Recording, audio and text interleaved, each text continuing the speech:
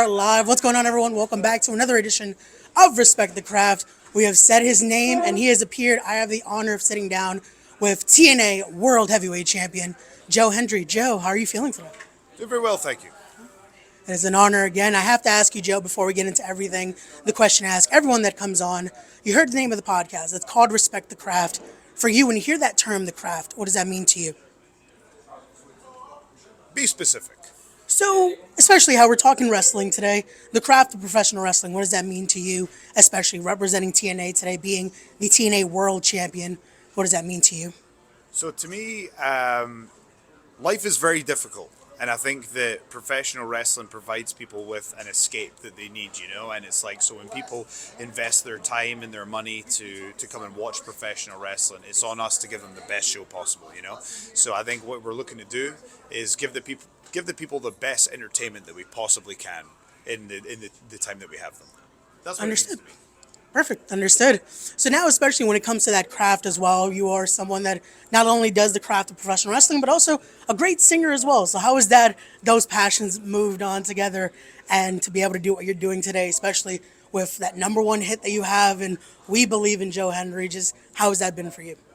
It's been awesome because I remember, talking to my mom and saying, it's a shame that I failed with music. And she's like, what are you talking about? You get to do both. And it's like, that's why the last year has been extremely validating for me because I was able to have success with music and wrestling as well. So very blessed, very blessed. No, definitely. I feel like many know you, especially they got to see the parodies throughout the years, getting to see just from a local hero to the prestigious one to now seeing TNA World Heavyweight Champion. Would you ever think, again, that the music would also be such a driving force, especially in the pro wrestling just world? Well, I mean, when I went to see professional wrestling, I saw it once when I was young, but then I went to one live show in my teenage years, and didn't again until my mid-20s actually. I did go to a couple, but my point is, I didn't see independent wrestling until I was about 24, I want to say. And what I noticed was that having a good entrance seemed to be half the battle. So I knew it would be important to have a good entrance. I had skills with writing songs, and so I'd always done my own entrances and enjoyed that part of it. And it really helped me because, by having good entrances and having a handle on that side of things, it allowed me to garner the popularity required to wrestle bigger names like Kurt Angle and Cody Rhodes and Drew and get that main event experience early on. So it was an important part, yes. Oh, definitely. So now we're on the road to Sacrifice in a few weeks. We're on the road as well to the UBS Arena where it will be held for Slammiversary. I have to ask you, who are we looking at over the shoulder for? There's a lot of stacked competitors now with TNA. When you look at Mustafa Ali, who just made his return recently, you have just a stacked roster of Santana, who's been making his claim of wanting that TNA World Championship. But I know there's a certain name, especially that you've been saying, especially at the Royal Rumble recently, are we looking at John Cena possibly being someone maybe even for UBS this year? Well, I mean, look, people know what my dream matches are. And I think that the wonderful thing about wrestling is the fans can use social media to express what they want to see. So I feel like I've put it out there. People know what I would like, and it's up to the fans really if they want to talk about it. But I think I've put that out there, and now with regards to potential challengers, if we're talking about inside the realm of TNA wrestling, there's a lot of people who want, but the proof is in the pudding, and right now I'm the guy, and I'm very proud of that. And it's a lot of responsibility, it's a lot of sacrifice, a lot of work, and it's a role that I relish and I enjoy and I love, and I'm not going to give it up easily. Gotcha, no, definitely. And it's been that long road. We look at a year ago at Slammiversary, challenging for the TNA World Championship. This year, possibly walking in to the UBS Arena right here in New York City as TNA World Champion. Again, it shows just what a year can make and just that growth. Wade Barrett said it best. 15 years to be an overnight sensation. Yeah. Just hearing that line, what did that mean to you just to show how long it has been, but again, to be at the top of the mountain, as they say, as TNA World Champion? I like that throwing in that top of the mountain there. That was good. That was good. A little bit of TNA history for you there with the King of the Mountain match. We haven't done one of those in a while. You never know what could Yeah, happen. never know, never know. But yes, no, it was. It's actually quite hard to process it, to be honest, because it was 70,000 people, and I don't think I've even processed it yet. So it was a wonderful moment. I was very grateful to do it, and I talked about this earlier today. Actually, just seeing the TNA Championship in that environment, it was a very cool visual, and I was honoured to have Wade Barrett call it, and with Michael Cole as I was walking to the ring. Very cool. I have to ask this though, because especially the hashtag has been out there. We've all saying it. We believe in Joe Hendry. For you, who has been the craziest just to see that, put that out there and say they believe in Joe Hendry? I mean, Logan Paul was pretty wild. I mean, that's the first thing he said to me backstage. He literally just came up to me and said, "I want you to know that I believe in Joe Hendry." And actually, iShow Speed's team actually discussed perhaps filming something with me, but then he got speared by Braun Breaker, and it probably wasn't the first thing on his mind. So That might have delayed the process just a bit. Maybe it might again. happen next time. Hey, Who you knows? never know. Again, with this partnership, Yeah. I have to ask you, especially being the TNA World Champion, you're the face of the brand right now. You are representing TNA. Is there anyone you're looking at that you want to cross the line or to cross back to face them possibly in a future event?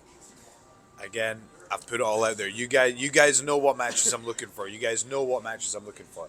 I think that and again, if you look at my run in NXT, I think there's unfinished business in history there. I'd like to see some of that spill over into TNA wrestling. But you know what? At the end of the day, my job is to be to be the best champion I can possibly be. And again, whatever is put in front of me, I had to do to the best of my ability. It doesn't matter who the challenger is, whatever the task is. I just got to do my best. Don't you know? And again, we have seen it. We've seen that growth. I have to ask you realistically again, that local hero that was supporting, that was the people's champion back then to now be the TNA World Champion. Was this ever the sight to see yourself again here, to be that face of a brand and to truly be representing, just having that schedule now that, again, I thank you for even giving me this time because the schedule has been nonstop of just travel I've and got everywhere. coffee. As long as I've got coffee, you're good. That's it. That's all that matters. Hey, there you go. Yeah. But again, to see yourself here now, was that ever a thought to be from the local hero to now, again, we believe in Joe Hendry? It's pretty strange, man, to be honest, because something that you do have to think about when you're in this position is your whole identity when you're trying to make it, like, right? So I suppose in your field, like, you're trying to grow this and make this, a big thing and kind of, I mean, like, what's what have you built up to in terms of like listenership and stuff? You So must we're be doing pretty well, right? no, definitely so. Again, Yeah. we've been lucky to have TNA competitors like Yeah. Sammy Callahan we've had on here. We're having yourself, so it's definitely we've had that growth. Yeah. Definitely. So you're feeling that growth, but you're in that mindset of like you're pushing uphill, you're pushing up. It's all the little steps, right? We got this guest, we got that guest, the little victories, and I've felt that for a long time as well. So to actually have like your dream physically materialize, it's quite strange because you go, actually, my whole identity professionally is I've been the underdog. And it's a different role, and it's something that you have to get used to. So to make that switch, for a couple of weeks, you're like, whoa, this feels weird. I've kind of lost my identity, and I've got a new one now, which is awesome. And you're the champ, but it's an interesting thing to adjust to. I think you have to fight, because if you notice, a lot of guys in mixed martial arts, a lot of guys win the championship, but they can't defend it because the mentality it took to get there. It's difficult to have that when you are there. They say it's difficult to, get up and do that 5 a.m. run when you're in silk pajamas. It's difficult when you're comfortable. And I think what you need to do is you need to think, okay, what's next? What is the goal? What do you want to do? I think you have to be constantly thinking like that. I was going to say, for you, though, have you had that moment to even be comfortable? Because I think we've had to see you almost get comfortable in uncomfortability because you win the TNA World Championship at Genesis and then you're in the Royal Rumble. Yeah. So have you had truly that moment to be able to even soak it in and truly realize what is going on, especially when you're TNA World Champion, you don't have that moment of just, okay, now we're suing. No, now it's like, I have to see who's behind me, who's coming next, who's making their way, especially now. Alex Hammerstone just announced he's cleared, so that's another challenger possibly in your head of just who could possibly make in their way. This week, we saw the Colognes make their TNA debut, so it's one of those of you never know who's coming next. Have you had that moment to truly just realize and soak it all in? I think that things have been moving and changing so fast, you're never really going to fully do it. My advice to anybody who's in this position or is hoping to be in this position is all you can really do is just take it day by day and do your best with everything that you have. Again, that's a very John Cena approach. I've heard him talk about it in interviews. It's just like do the best with what you have and just focus on whatever is immediately next. So, for example, I will try to give the best answers I can in this interview, and then I'll try to give the best answers I can in the next, and learn something from each, and then we'll have more press to do, and then I'll have a match to do at some point, and then I'll have or I'll have a signing to do, and I need to try and give the fans the experience they were looking for, and you know what I'm saying. So there's a lot of considerations like that. Oh, definitely. I can imagine with that. I have to ask you this, especially when it comes to the music side. Again, the amazing parodies that you've done. Has there been any that it's like, I really wanted to do this, but it's now just left, unfortunately, on the cutting room floor? Or can we share that information? Do you mean has there been videos that I've made and haven't released? Oh, no. Is there one that maybe the idea was there, but just we didn't do it at this time, and it's just there that we might see eventually? There's one that I regret not doing. It's very rare that I find someone I don't like in professional wrestling, and there is someone back home when we were all coming up through the business who made it quite difficult for a lot of people, and he never got his entrance. But I should have just done it, so that would have been a fun one. But other than that, it's too late now. It would just give him publicity now. But other than that one. No, I don't really have many regrets. Got you. No, that works. If it didn't get released, there was a reason it didn't get released. That's perfect. But I do have to ask then, especially that, how important for you has, especially to our viewers watching that might be coming up in the business as well, how important marketing is for you. Because again, we've seen just even going through the posters and getting just different billboards and everything like that, how important that effect of marketing has been for you, especially in professional wrestling. I think timing is the main word. So, for example, if I was to do what I did with the billboard a year previous, it would have been like, who the hell is this guy? I only did it because the fans were asking questions about will he appear. So whenever I do things, I am fueling whatever fire is going on in the fan base. So you have to ask yourself, how do I begin that fire with the fan base? And it's to try and be really good at what you do.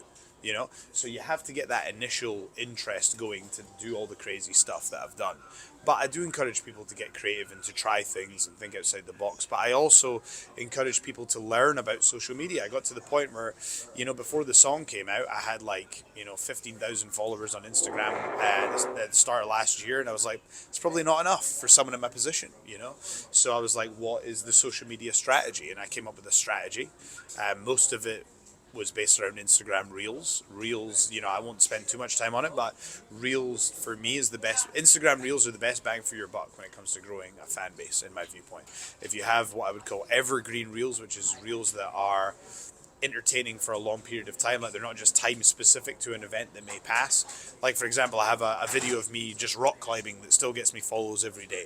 I have a funny video that I took on a plane where it was like the condensation made it look like an entranceway, and I put Edge's music over the top, and it's got 9 million hits. It earns me follows every single day. And what you'll do is you'll eventually build that up, and now I've got 100 reels earning me, I get about 1,000 followers a day now, and people think that yes, a lot of it is because I appeared, on different shows and won the title and these things. But what they don't realize is there's also an undercurrent of these reels that are earning me follows come rain or shine every single day. So if people do want to market themselves, they need to master Instagram reels. Gotcha. No, understood. Again, especially for everyone watching, take those tips. A lot of gems right there. So Joe Hendry, I don't want to take up too much more of your time here. One final question, and that is for Joe Hendry, what is the end goal? There is no end goal. So the thing is, if you have an end goal, then it's what's next, So for me, I don't really have goals anymore. My only goals are just to do the best that I can possibly do. Because if you do your best, then good things are going to happen no matter what. So for me, it's just about the process now. It's just about, I will go to the gym X amount of times. I will, have X amount of positive fan interactions. I will do X amount of media. I will. So it's from a giving perspective. How can you give value rather than I want? If you can change I want to I will, good things are going to happen. Perfect. There you go. Again, ladies and gentlemen, tune in to Sacrifice coming up this March the 14th and to Slammiversary July 20th, the day before my birthday, actually, here at the UBS Arena. Joe Hendry, thank you again so much. This has been a pleasure. And everyone watching, as always, don't forget to be wise, be genuine, be real, be better people, respect the craft, and we'll see you guys on the next one. Peace. Saturday night, July the 19th at the Mecca in Ridgefield Park, New Jersey. Respect the Craft presents Respect, featuring a first-time ever clash of the root of all evil, Charles Mason, versus the Allfather, Darius Carter. Also in action, we will see the Kick Demon, Janai Kai, the Harvester of Sorrows, Sammy Chaos, the Innovator, the Legend, Arcadia, the infamous CEO, Adam Kane with Silky Smooth, the Torture Artist, Prince Ahmed, the Cause of It All, Joey Conway, WWE ID Prospect, the Carolina Reaper, Jackson Drake, your homie, the Nomi, Gabby Forza, the new face of Chaos, Smiley, and many more. Get your tickets now at tinyurl.com/respect25. And we will see you at the Mecca.